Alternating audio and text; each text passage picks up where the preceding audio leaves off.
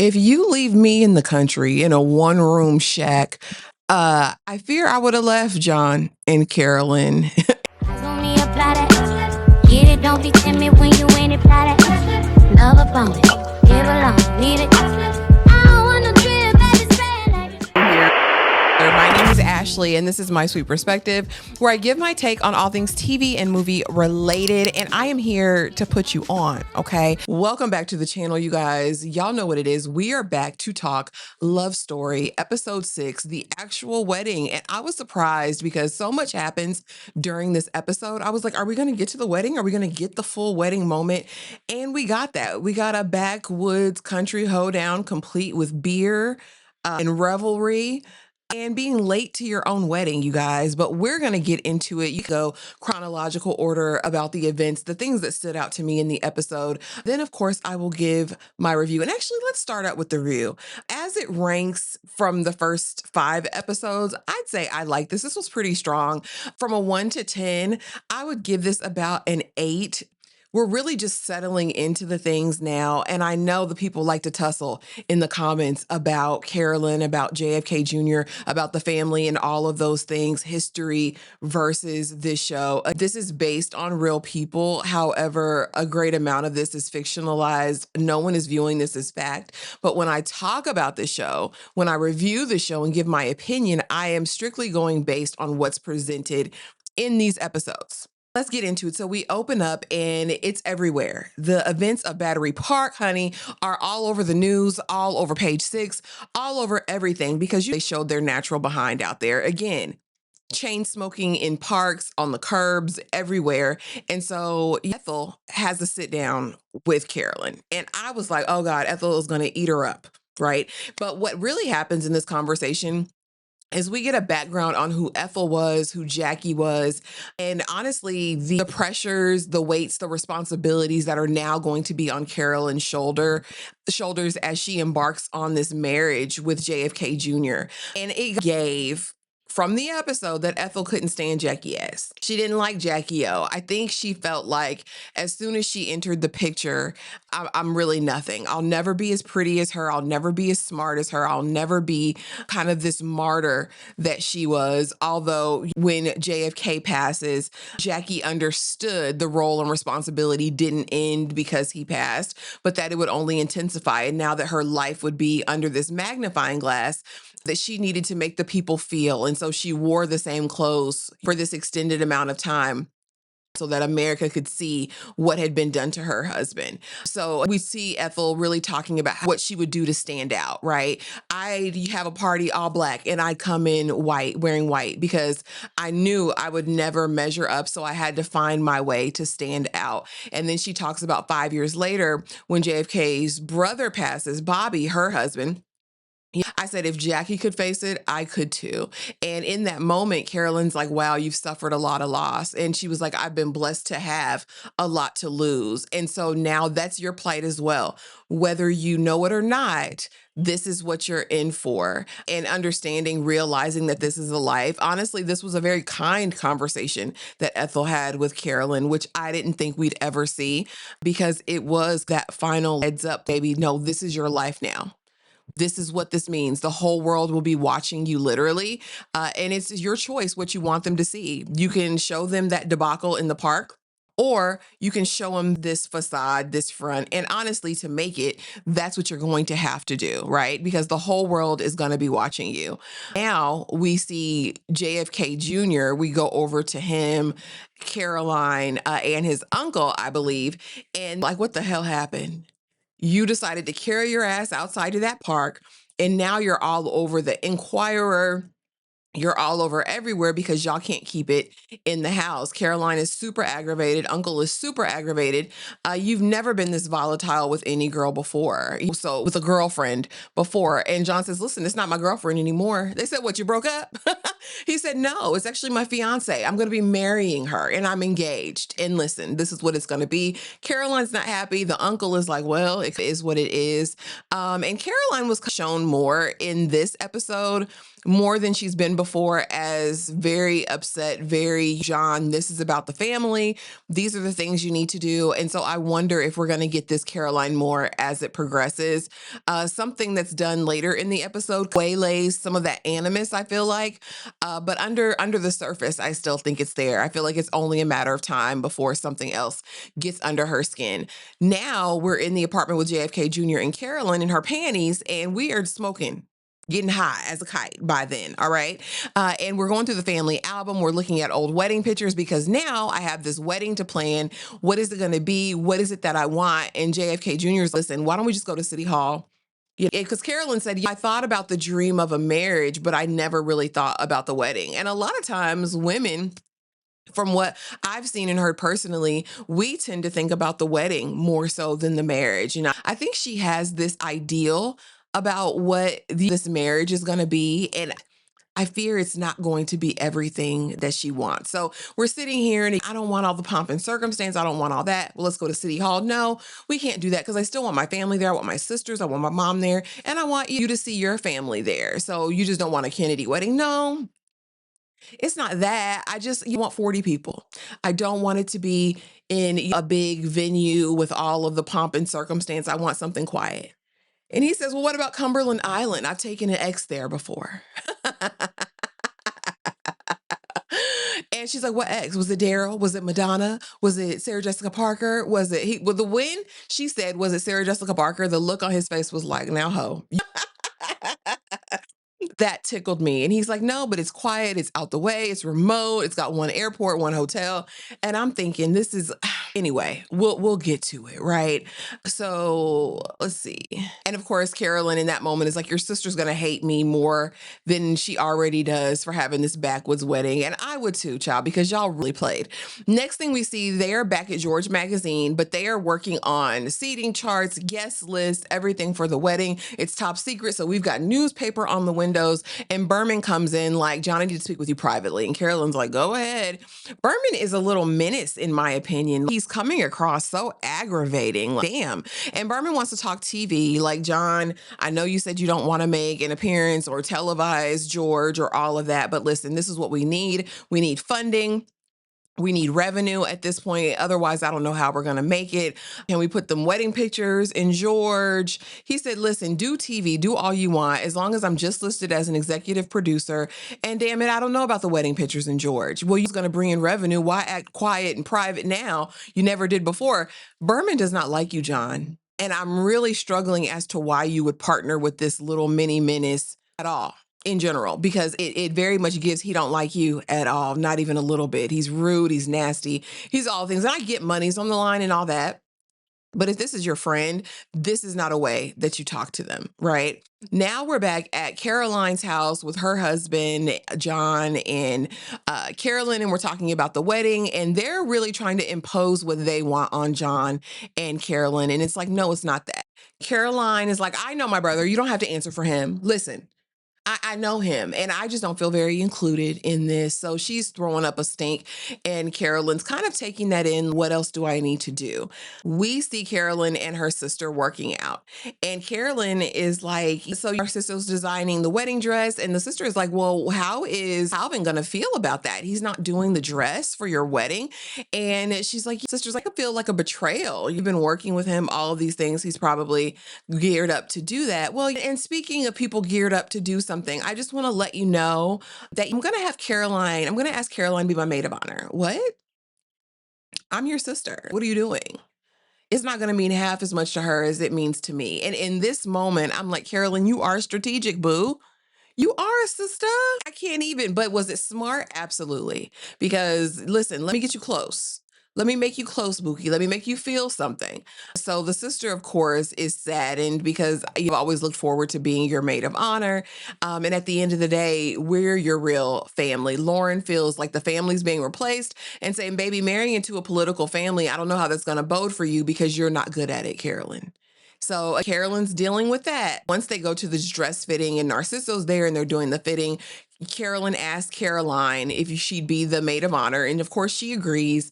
But as they're walking out, it's like, you go out ahead of me, Caroline, and me and Narciso come out later. And she's like, why? What are they going to do? The fashion politics police? What are they going to say about it? And in this moment, I know this is about not letting Calvin know. This has nothing to do with the Kennedy name and all of that. I think that Carolyn wanted to do this in her own way with Calvin. Now we see Calvin. He's got the newspaper. He sees everything that's gone on. And he's like, I know exactly what this is. You're going to have that little Narciso design your dress. And I've been here for you, helped you get it out the mud this whole time.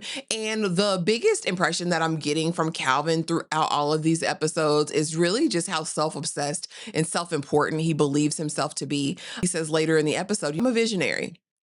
And I know these things. And I don't know why you thought you were bigger than the program.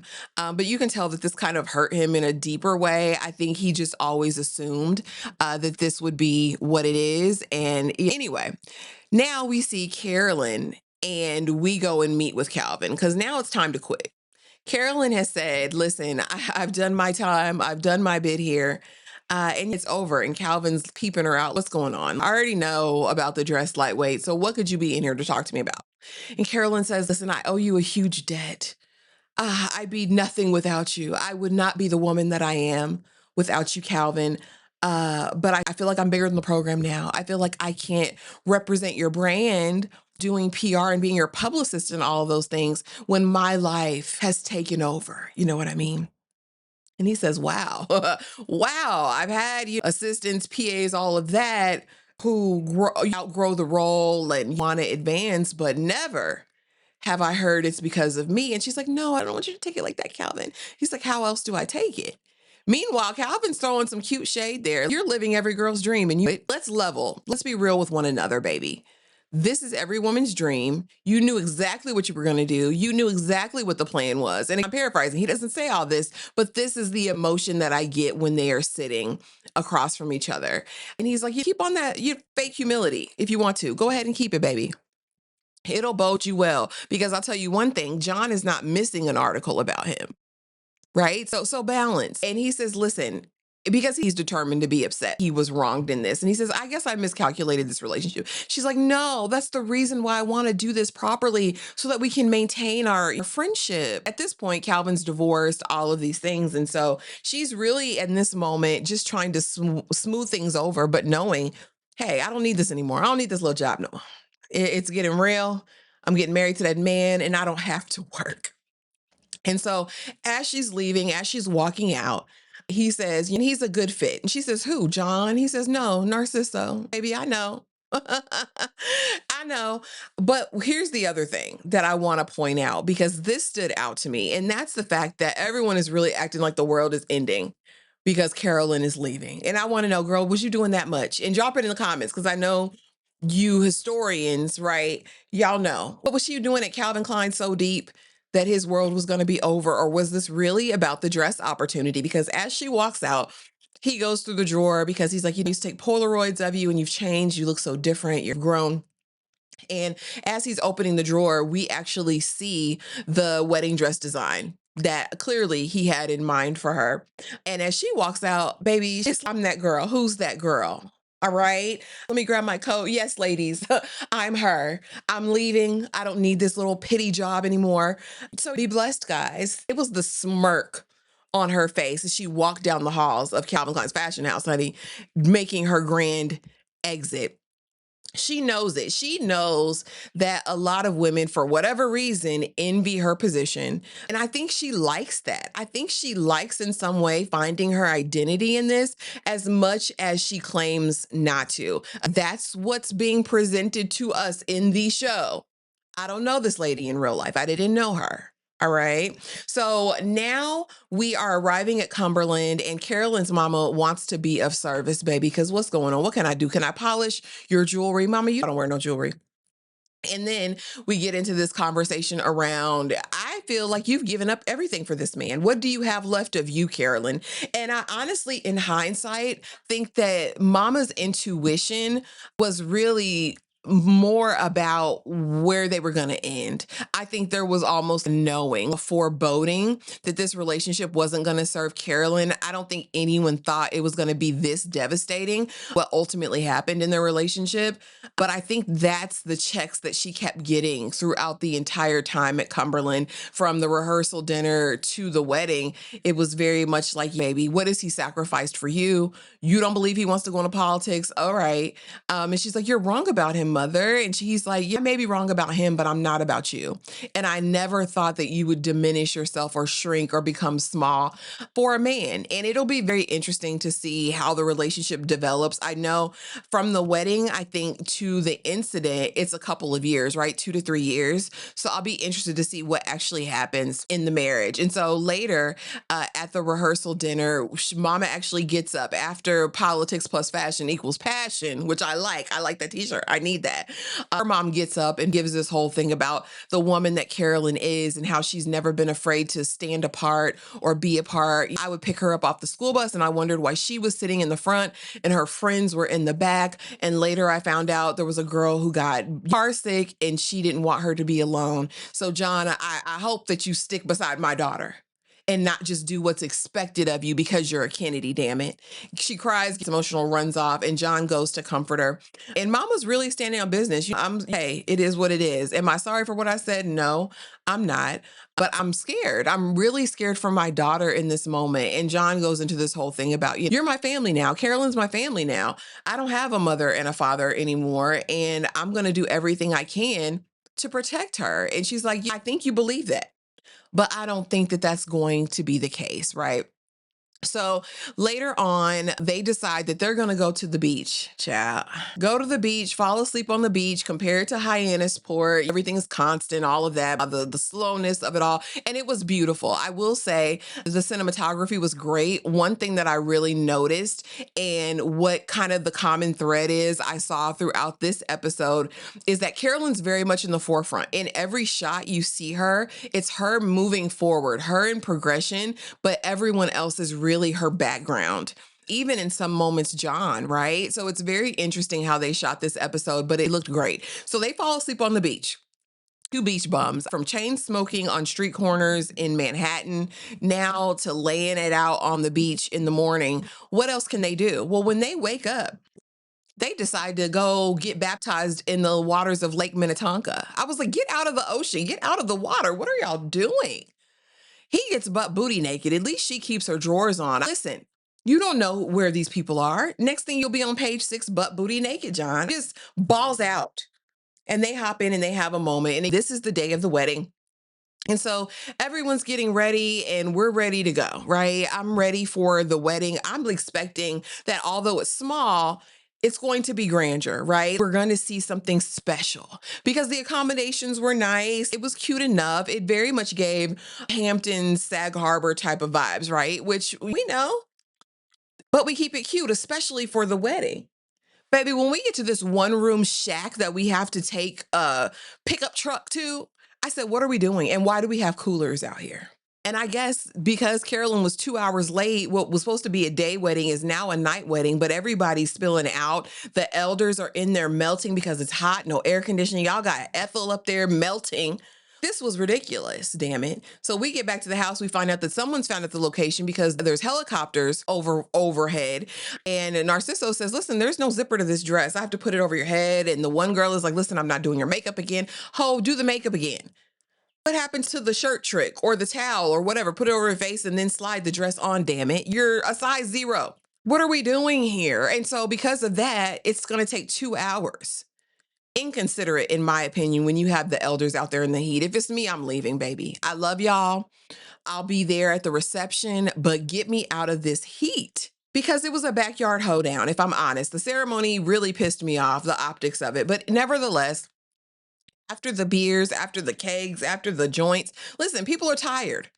And they're smoking. John gets there. He's trying to outrun the helicopters a couple hours later. And he's sitting on the church step. You gonna come? Next we see Carolyn smoking in the bathtub. Finally, the dress is ready. We're going to sew you into it. Fine.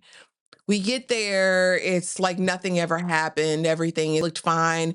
We have a song selection by the A choir and all of those things. And we finally have the wedding. Okay. And for me, it was a little anticlimactic because I just expected more, but that's just me. And so after that, the next day, we see them riding down the road. And where do we end up but the hangar? Because he's going to get some flying hours. And she's like, ominous when we know what the end is going to be, you guys. But overall, I enjoyed this. I give it an 8 out of 10. A lot happened in this episode and a lot that really opened up everyone's world to me. John is really trying in this moment and standing on big business behind Carolyn, but how long will that last? Caroline showed another side, and I'm curious if we're going to see more of that side or if being the maid of honor really ingratiated her more to Carolyn, and are they going to be fast friends after this? I'm curious. And also, what is life going to look like in these next 2 to 3 years that we get to see with them prior to the tragedy? But you guys, let me know what your thoughts were. How would you rate this episode on a scale of 1 to 10, 1 being the worst, 10 being the best? And be sure to comment, subscribe, hype the video if you can. That helps me so much. But thank you guys so much for being here, and I will see y'all in the next video.